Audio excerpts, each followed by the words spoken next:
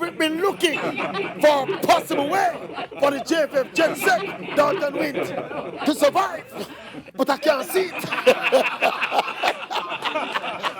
Seriously though, story come to bumps, thanks in large part to the precedent set by the reggae girls. Oh yes, by writing that fateful letter that got rid of their coach, Vin Blaine.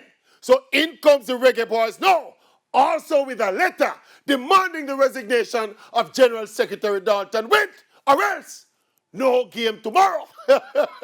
And the problem facing the JFF now is that if the girls' action got rid of a performing 100% win record Vin Blaine, how can the boys' action not get rid of a non-performing, incompetent, egotistical Dalton Wint? Yes.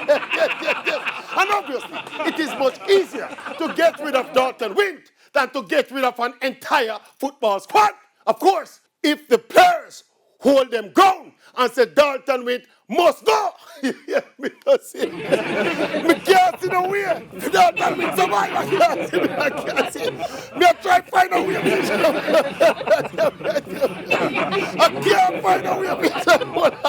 What are